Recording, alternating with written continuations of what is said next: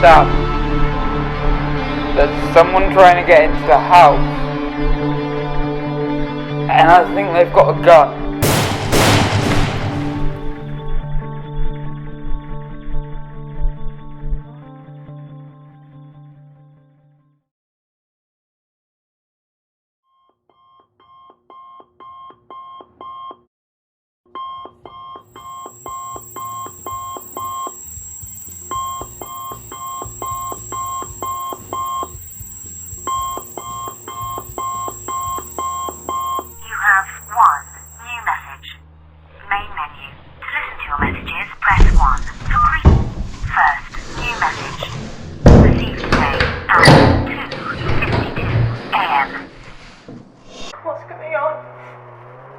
Hey, can you talk to me? Where the hell are you?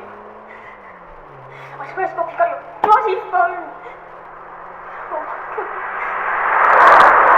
No!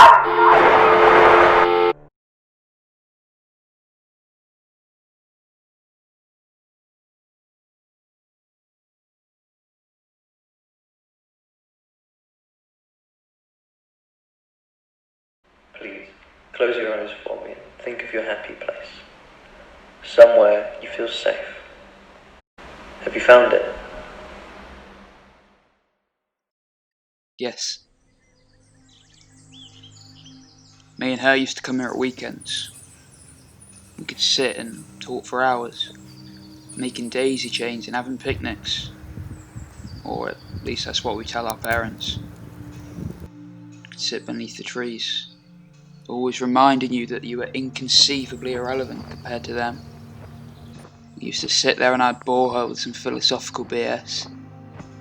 I told her that supposing our existence is a tree, our lifetime is a straight line, the trunk, accumulation of billions of decisions, our own and ones we may never know about, the objective narrative of our lives.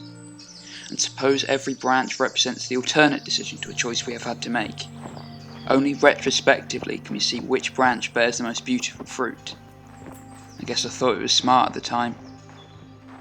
I'd always wondered, how do people live their lives knowing that every single moment we are irreversibly altering our own existence? Thank you for sharing that. Now, can you please tell me exactly what happened on that night? A few mates and mine were playing a gig at some local place. Me and her, we stayed there for a couple of hours. She had to leave earlier. Mum was having a party and she'd promised that she'd go. I was offered something at the gig, some hallucinogen, so I can enjoy myself. I'd never done drugs before, but what's the worst that can happen, eh? I started seeing things. At first it was just bright lights, but by the time I got back to my mate's house I was a nervous wreck. So I phoned her, and she got into her car straight away and started driving to where I was. There was a man breaking into the house, I told her. And she said, please don't go, I'll be there soon. Except through the tears over her dying boyfriend, she couldn't see the car pulling out.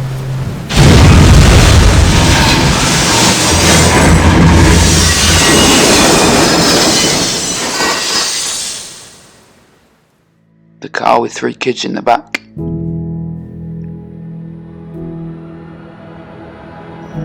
I don't know how she did it, but she managed to swerve out of the way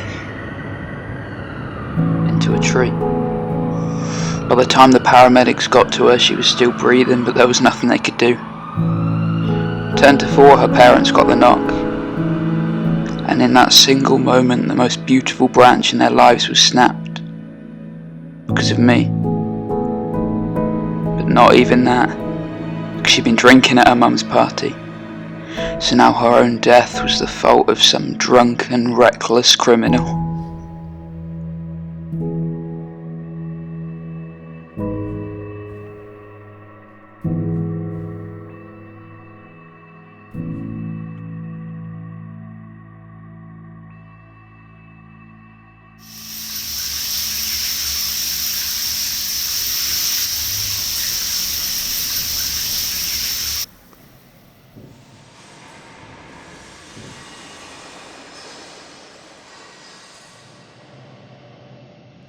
What's going on?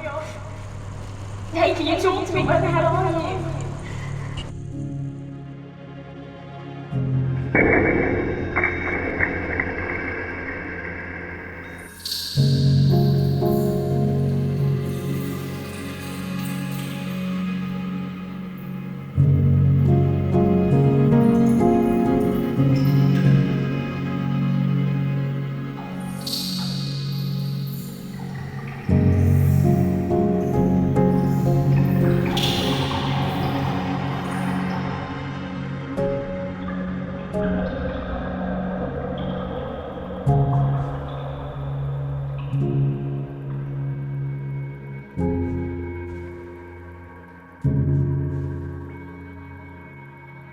Where the hell are you? Where the hell are you? Where the hell are you? Where the hell are you? Where the hell are you?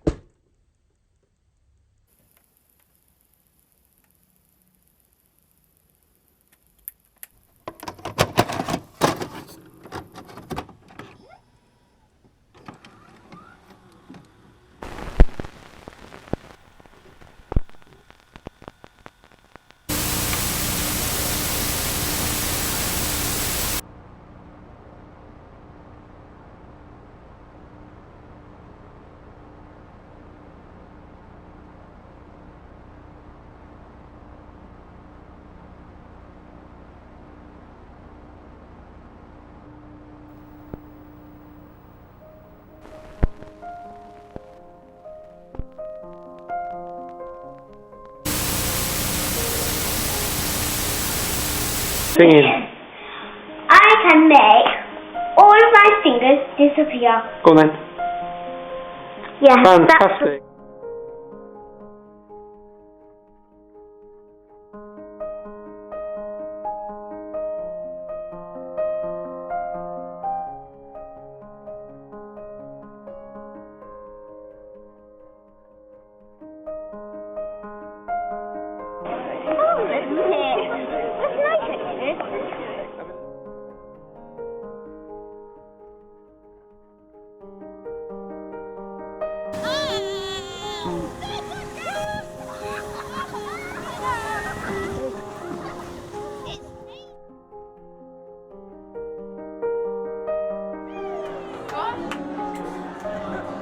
Is this past the parcel? Is this the one which you got from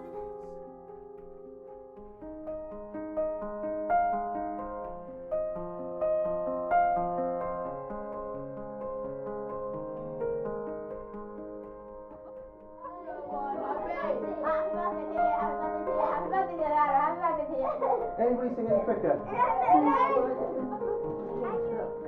And simples.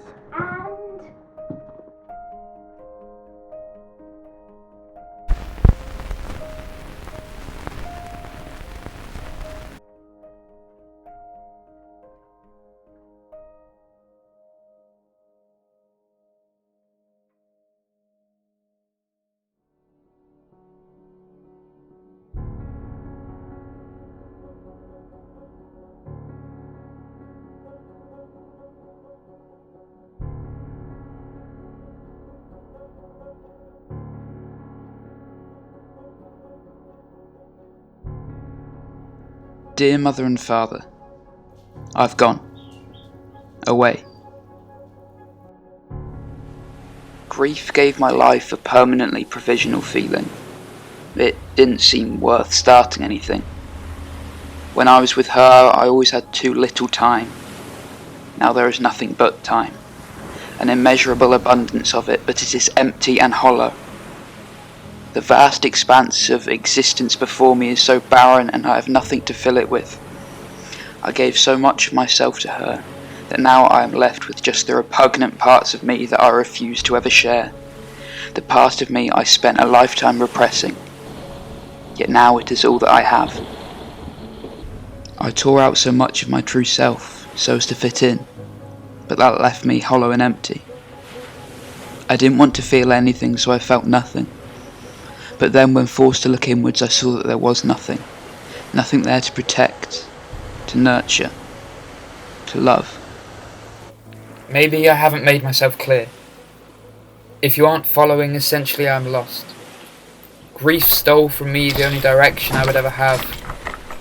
I know it will follow me forever, but even if it is to just allow me the false impression of purpose, I must leave. And so I leave, knowing full well the void may never be filled. But there is so much more out there, and I need to see it.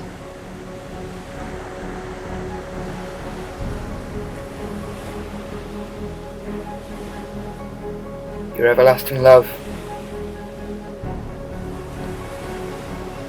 Boyo.